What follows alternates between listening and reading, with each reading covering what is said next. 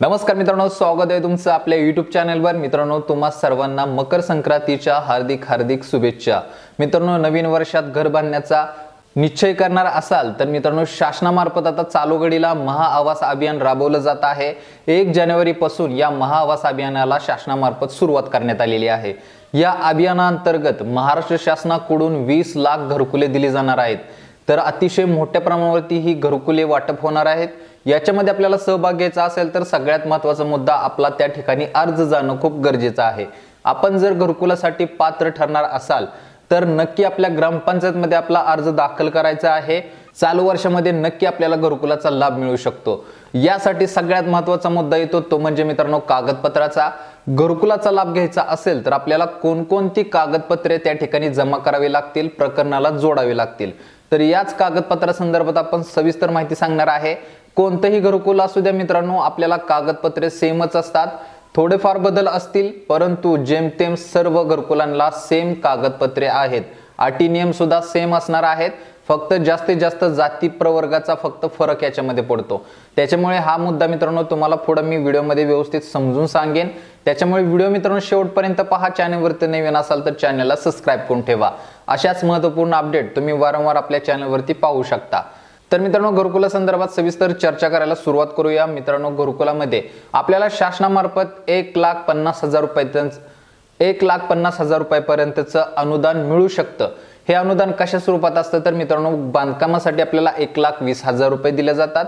मजुरीसाठी आपल्याला 24,000 रुपयाची रक्कम असते। तर शौचालयासाठी अतिरिक्त 12,000 रुपयाचं अनुदान शासनामार्फत दिलं जातं। तर या पद्धतीने 1,56,000 पर्यंतचं अनुदान आपल्याला या घरकुलासाठी मिळू शकतं। परंतु आपण व्यवस्थितरित्या सगळं कागदपत्राची प्रोसेस केली तर याच्यामध्ये सुरुवातीला असतो आपला जातीचा दाखला। तर आपण कोणत्याही योजनेअंतर्गत लाभ घेत असाल तर प्रत्येक जातीला मित्रांनो शासनामार्फत घरकुले ठरवून दिले आहेत। रमाई आवास घरकुल योजना अनुसूचित जातींसाठी असते। शबरी आवास योजना अनुसूचित जमातीसाठी असते। मोदी आवास घरकुल योजना इतर मागास प्रवर्ग, विशेष मागास प्रवर्ग, विमुक्त जाती आणि भटक्या जमाती अशा मित्रांनो 4 प्रवर्गासाठी ही मोदी आवास घरकुल योजना शासनामार्फत दिली जाते। त्याचबरोबर पुण्यश्लोक अहिल्यादेवी होळकर ही मित्रांनो संपूर्ण घरकुल योजना धनगर समाजासाठी, धनगर प्रवर्गासाठी शासनामार्फत दिली जाते। तर अशी मित्रांनो प्रत्येक घरकुलाची विभागणी शासनामार्फत करण्यात आलेली आहे। तर तुम्ही ज्या जात प्रवर्गात असाल तर तुम्हाला घरकुलासाठी तुमचा जातीचा दाखला त्या ठिकाणी जोडावा लागणार आहे। त्याच्यानंतर पुढे येतो मित्रांनो तिसरा मुद्दा तो म्हणजे उत्पन्नाचा दाखल्याचा। शासनामार्फत मित्रांनो पूर्वी 1 लाखापर्यंतचा उत्पन्नाचा दाखला या ठिकाणी ग्राह्य धरला जात होता।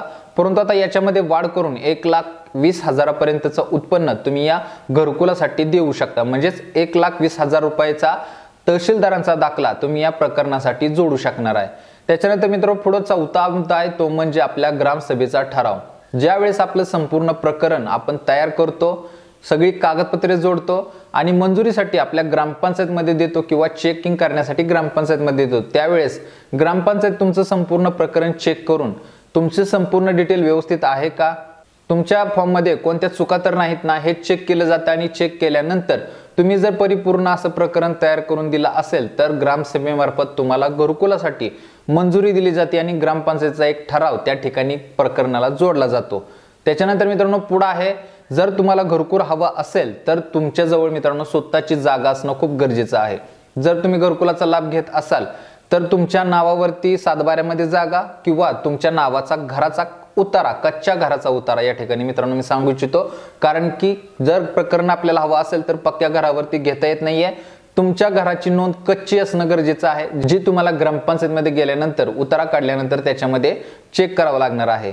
तर या पद्धतीने मित्रांनो जर घरकुल बांधायचं असेल तर स्वतःची जागा पाहिजे, सातबारा असेल किंवा घराचा उतारा असेल, दोन्हीपैकी कोणतंही या ठिकाणी तुम्ही जोडू शकणार आहे। त्याच्यानंतर मित्रांनो पुढे आहे 5वा मुद्दा तुमचं जॉब कार्ड। तर सुरुवातीला सांगितल्या पद्धतीने मित्रांनो तुम्हाला जर मनरेगा अंतर्गत 24,000 रुपयाचं अनुदान घ्यायचं असेल तर मित्रांनो तुम्हाला जॉब कार्ड आवश्यक असणार आहे। तुमच्या जॉब कार्डच्या माध्यमातून शासनाकडून 24,000 रुपयाची मजुरीची रक्कम विभागून जे तुम्ही 6 मजूर देणार आहात त्यांच्या खात्यावरती पाठवली जाते। मजूर देताना मित्रांनो तुम्हाला आपल्या भरोशाचे द्यायचे आहेत, कारण की त्यांच्या खात्यावरती ही मजुराची रक्कम पाठवली जाते जी तुम्ही त्यांच्याकडून काढून घ्यायची आहे। त्याच्यानंतर मित्रांनो पुढचा 6वा मुद्दा असेल तो म्हणजे आपल्या आधार कार्डचा। घरकुलासाठी मित्रांनो आपला आधार कार्ड जोडत असाल तर आधार कार्डला तुमचा मोबाईल नंबर सुद्धा जोडून द्या, जेणेकरून घरकुला संदर्भात पुढे काही जर डिजिटल झालं तर तुमच्या मोबाईलवरती त्याची सविस्तर डिटेल येऊन जातील। त्याच्यानंतर पुढे 7वा मुद्दा आहे तुमचं बँकेचं पुस्तक। बँक पासबुकची झेरॉक्स तुम्हाला या ठिकाणी जोडावी लागणार आहे। ज्या बँकेला तुमची डीबीटी लिंक असेल असंच खाते त्या ठिकाणी देण्याचा प्रयत्न करा, कारण की शासनामार्फत जर पुढे काही नियम चेंज झाले, अनुदानाची रक्कम जर डीबीटी मार्फत पाठवायची झाली तर थेट तुमच्या त्या बँक खात्यामध्ये ही रक्कम शासनामार्फत जमा करण्यात येईल। त्याच्यानंतर मित्रांनो तुम्हाला 2 फोटोची गरज असणार आहे।